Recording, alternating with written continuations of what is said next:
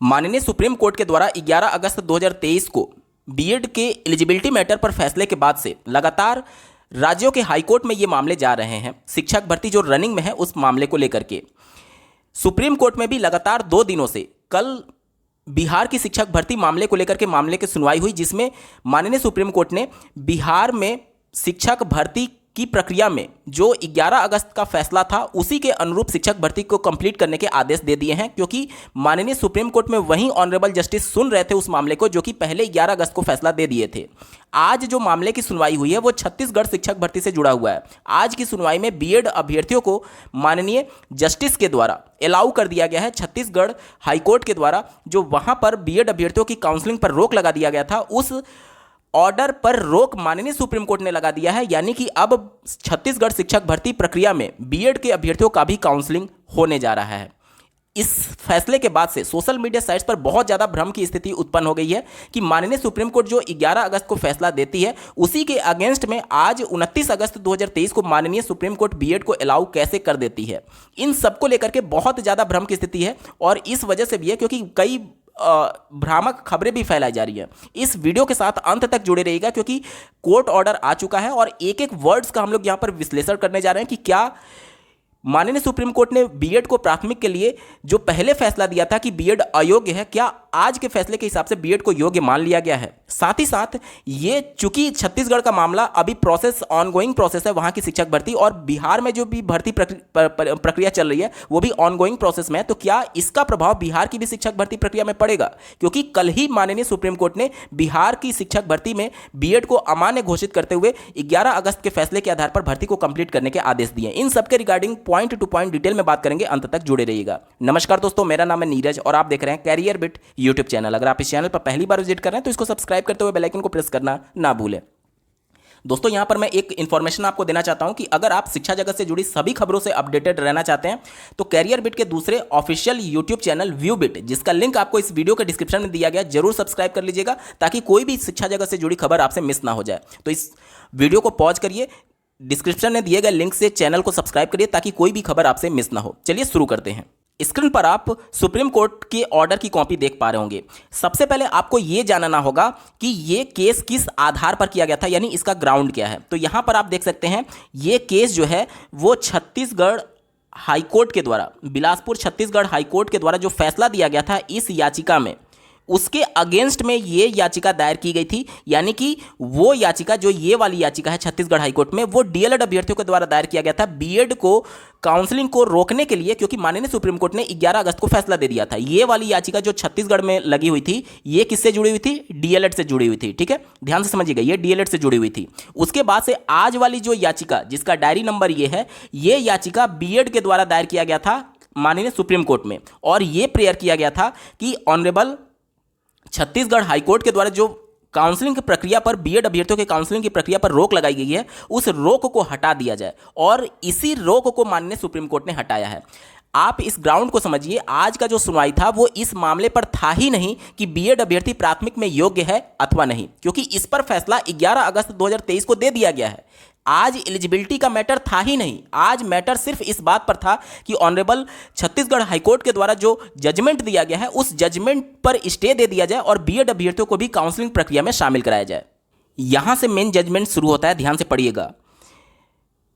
माननीय supreme court के विचार में ऐसी भर्ती प्रक्रिया जो कि पहले से प्रोग्रेस में है, यानी जो पहले से चली आ रही है, उसको सिर्फ इस वजह से इंटरप्ट कर देना क्योंकि माननीय बिलासपुर हाईकोर्ट के द्वारा 21 अगस्त 2023 को जो फैसला दिया गया वह 50/68 ऑफ 2023 जो कि 11 अगस्त को माननीय सुप्रीम कोर्ट के द्वारा फैसला दिया गया था, इसके आधार पर माननीय बिलासपुर हाईकोर्ट ने 21 अगस्त 2023 को जो फैसला दिया है कि इस पूरी भर्ती प्रक्रिया में बीएड अभ्यर्थियों को इंटरप्ट कर दिया जाए, यानी उनके काउंसलिंग को रोक दिया जाए। ये इंटरप्शन कहीं से भी जस्टिफाई नहीं किया जा सकता, ये माननीय सुप्रीम कोर्ट कह रही है। यहां पर माननीय सुप्रीम कोर्ट ने आज की सुनवाई में कतई भी इस मामले पर फैसला नहीं दिया है कि बीएड अभ्यर्थी प्राथमिक में योग्य हैं अथवा नहीं।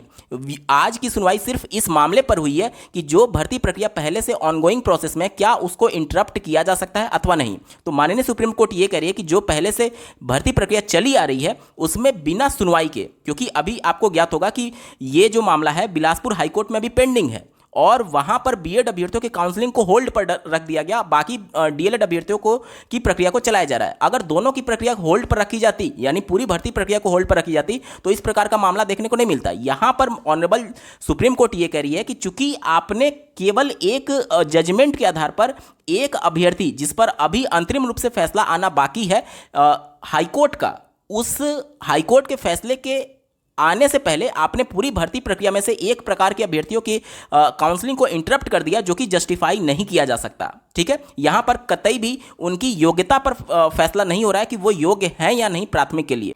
आगे इन्होंने कोर्ट ऑर्डर में ये लिखा है, इसलिए इनके द्वारा मतलब कि ऑनरेबल सुप्रीम कोर्ट के द्वारा जो 21 अगस्त 2023 को बिलासपुर हाई कोर्ट के द्वारा जो फैसला दिया गया था कि बीएड अभ्यर्थियों की काउंसलिंग प्रक्रिया पर रोक रहेगा, उसको इन्होंने उस ऑर्डर पर स्टे दे दिया है। यानी कि बिलासपुर हाई कोर्ट के ऑर्डर पर स्टे दे दिया है, यानी कि जो बीएड अभ्यर्थियों का काउंसलिंग का प्रक्रिया था अब होल्ड नहीं रहेगा, उनकी भी काउंसलिंग कराई जाएगी डीएलएड अभ्यर्थियों के साथ। यहां तक क्लियर हो गया। आगे देखिए, इसके साथ ही साथ ऑनरेबल कोर्ट ये क्लेरिफाई करती है कि जो इनका रिक्रूटमेंट प्रोसेस है, जो कि पहले से प्रोग्रेस में था, जब माननीय बिलासपुर हाईकोर्ट ने 21 अगस्त 2023 को अपना जजमेंट दिया, तो इस वजह से इनकी भर्ती प्रक्रिया जो होगी वो कंटिन्यू रहेगी और इनका जो अपॉइंटमेंट होगा, यानी इनको जो नियुक्ति पत्र दिया जाएगा, वह माननीय बिलासपुर हाईकोर्ट में जो याचिका चल रही है उसके सब्जेक्ट के अंदर रख दिया गया। देखिए, subject to result of the consideration of made by the high court in 5788 of 2023। ये 5788 वही वाला मामला है जिस पर 21 अगस्त 2023 को बिलासपुर हाईकोर्ट ने बीएड अभ्यर्थियों के नियुक्ति पत्र पर रोक लगा दिया था। ठीक है, आगे इनके द्वारा ये कहा जा रहा है कि जो भी अभ्यर्थी चयनित होंगे वहां पर उन अभ्यर्थियों के चयन के जो नियुक्ति पत्र होगी उसमें ये अपॉइंटिंग अथॉरिटी की ये जिम्मेदारी होगी कि उनको ये इन्फॉर्म करे कि आपका जो नियुक्ति पत्र दिया जा रहा है वो ऑनरेबल बिलासपुर हाईकोर्ट के फैसले के अधीन दिया जा रहा है। और ऑनरेबल बिलासपुर हाईकोर्ट अगर फैसले को बदल देती है, मतलब कि बीएड के अगेंस्ट में फैसला देती है, तो भले ही आपको नियुक्ति पत्र दिया जा रहा है, बाद में आपकी नौकरी छीनी जा सकती है। और अगर बीएड के फेवर में फैसला देती है तो आपको नियुक्ति पत्र दे दिया जाएगा, मतलब कि आपकी नौकरी आपके हाथ में रहेगी। अब यहां पर कुछ चीजें समझने वाली है। यहां पर सोशल मीडिया साइट्स पर थोड़ा सा इसको लेकर के भ्रम की स्थिति उत्पन्न ये हो रही है। यहां पर लोग ये कह रहे हैं कि यहां पर ऑनरेबल सुप्रीम कोर्ट का ये कहना है कि जो माननीय सुप्रीम कोर्ट ने फैसला दिया है उसके पहले की जो भर्ती प्रक्रिया है उस पर स्टे नहीं दिया जा सकता, उस भर्ती प्रक्रिया को प्रभावित नहीं किया जा सकता। ये लोग भ्रम फैला रहे हैं, जबकि मामला इसका जस्ट उलट है। मामला इस लाइन से आप समझ सकते हैं। देखिए, यहां पर हाईकोर्ट का जिक्र किया गया है। यहां पर ऑनरेबल सुप्रीम कोर्ट साफ कह रही है कि जो भर्ती प्रक्रिया पहले से प्रोग्रेस में है, जब हाईकोर्ट ने अपना डिसीजन दिया था 21/8/2023 का, उस भर्ती प्रक्रिया को रोका नहीं जा सकता, ये माननीय सुप्रीम कोर्ट कह रही है। यहां पर हाईकोर्ट का जिक्र किया गया, बिलासपुर हाईकोर्ट का।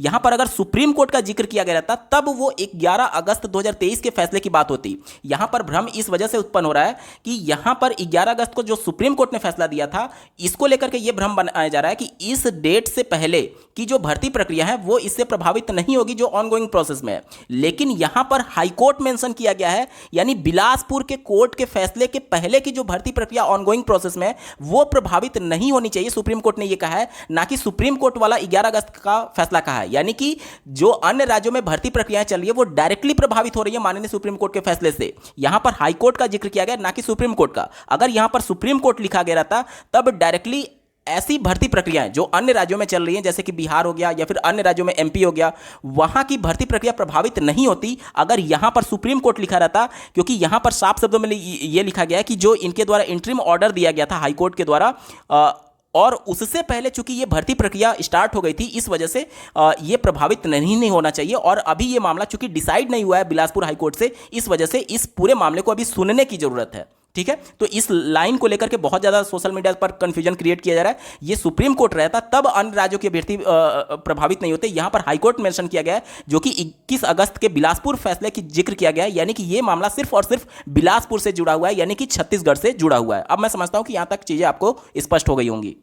आज जो सुप्रीम कोर्ट में सुनवाई हुई है, अगर आपने मीडिया में जो एडवोकेट थे उनके पक्ष को सुना होगा तो उन्होंने एक लाइन बहुत महत्वपूर्ण मेंशन की थी।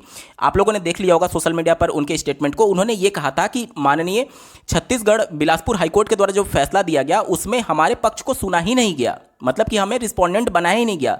मतलब कि आप ऐसे समझिए कि ये कहा जा रहा है कि किसी के भी अगेंस्ट में अगर फैसला दिया जा रहा है बिना उसके पक्ष को सुने हुए, तो इस पॉइंट को माननीय सुप्रीम कोर्ट ने आधार बनाया है और बीएड अभ्यर्थियों को अपना पक्ष फिर से हाईकोर्ट में जाकर के रखने के लिए बोला है। देखिए इस लाइन में देख लीजिए, in the mean time now with standing the pendency of these petitions the petitioners here in may also implead themselves before the High Court in the writ petition, and if the High Court deems if fit to hear the parties and consider the writ petition on its own merit and accordance with law। यानी कहा यह जा रहा है कि इस याचिका को जो अभ्यर्थी दायर किए हैं, देखिए जो पिटिशंस ये दायर किए हैं यानी बीएड वाले अभ्यर्थी, वह अपने पक्ष को देखिए implead themselves before the high court, यानी कि बिलासपुर हाई कोर्ट में जाकर के अपने पक्ष को वो रख सकते हैं उस रिट पिटीशन में जो कि पहले से जिस पर माननीय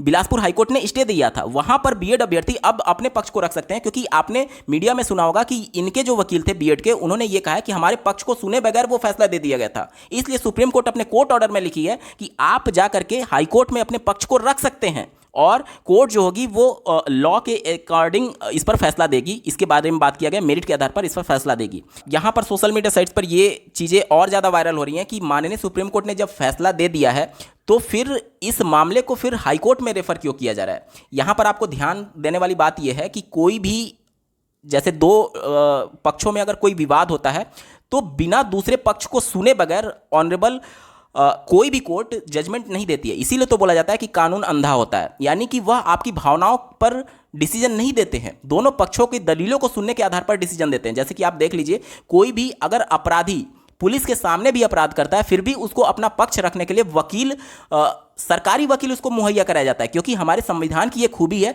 कि भले ही हमारे सामने अपराध क्यों ना हुआ हो, हम उसे अपना पक्ष रखने का पूरा मौका देंगे। और चूंकि यहाँ पर बीएड के वकीलों के द्वारा ऑनरेबल सुप्रीम कोर्ट को ये अवगत कराया गया कि छत्तीसगढ़ में हमारे मामले को सुना ही नहीं गया, अब इस मामले को सुनने के लिए फिर से इनको हाईकोर्ट में भेजा जा रहा है। इस वजह से अभी जो मामला हाईकोर्ट में है, इनके मामले को सुनने के लिए भेजा गया है। तो आप ये मत कहिए कि सुप्रीम कोर्ट ने जब डिसीजन दे दिया है तो फिर हाई कोर्ट में इसको ट्रांसफर क्यों किया जा रहा है। ये इस वजह से कहा जा रहा है क्योंकि जो इसमें पक्ष प्रभावित हो रहा है उन्होंने ये कहा है कि हमारे मामले को सुना ही नहीं गया छत्तीसगढ़ हाई कोर्ट में। इस वजह से इन मामले को सुने जाने के लिए फिर से इसको हाई कोर्ट में ट्रांसफर किया गया है। और यहाँ पर हाई कोर्ट ये तय नहीं कर रही है कि बीएड अभ्यर्थी योग्य हैं, पात्र हैं या नहीं। यहाँ पर पात्रता का तो सवाल ही नहीं है। यहाँ पर छत्तीसगढ़ हाईकोर्ट में यह मामला चल रहा है कि जो भर्ती प्रक्रिया पहले से नोटिफिकेशन जारी हो गया था और उसके बाद फैसला आया, उसमें जो प्रक्रिया चल रही थी उसको रोका जाए या नहीं, क्या इसमें बीएड अभ्यर्थी पात्र रहेंगे या नहीं।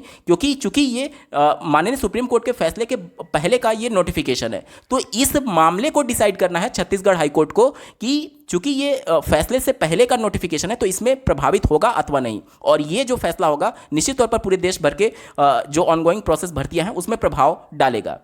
लेकिन बिहार की जो शिक्षक भर्ती प्रक्रिया चल रही है उससे इसका कोई लेना देना ही नहीं है। क्योंकि बिहार की शिक्षक भर्ती में जो पिछले दिन यानी कल के दिन में जो माननीय सुप्रीम कोर्ट ने जजमेंट दिया है वो डायरेक्टली डेडिकेटेड है बिहार के लिए, तो वहाँ का तो कोई विवाद बचा ही नहीं। अब अगर पटना हाई कोर्ट में भी बीएड वाले अभ्यर्थी इस मामले को लेकर के जाते हैं तो ऑनरेबल सुप्रीम कोर्ट का जजमेंट उसके ऊपर है। वो डीएलएड वाले अभ्यर्थी अगर या फिर राज्य सरकार उसको वहां पर दिखाती है कि ऑनरेबल सुप्रीम कोर्ट ने ये हमें इंस्ट्रक्शन दिया है कि जो 11 अगस्त का फैसला है उसी के आधार पर इसको कंप्लीट करने के लिए, तो फिर ऑनरेबल पटना हाईकोर्ट भी उन्हीं के जजमेंट के आधार पर अपने जजमेंट को दे देगी। यानी कि सुप्रीम कोर्ट के 11 अगस्त 2023 के फैसले के आधार पर ही बिहार शिक्षक भर्ती कंप्लीट होने वाली है। आज आपने मीडिया में जो बीपीएससी के चेयरमैन है उनका स्टेटमेंट भी शायद सुन लिया होगा। अब मैं समझता हूं कि आप सभी के डाउट्स क्लियर हो चुके होंगे। बावजूद इसके अगर आपका कोई प्रश्न रह जाता है तो कमेंट के माध्यम से पूछ सकते हैं। इस वीडियो को देखने के लिए आपका बहुत बहुत धन्यवाद। भगवान करे आपका दिन शुभ हो।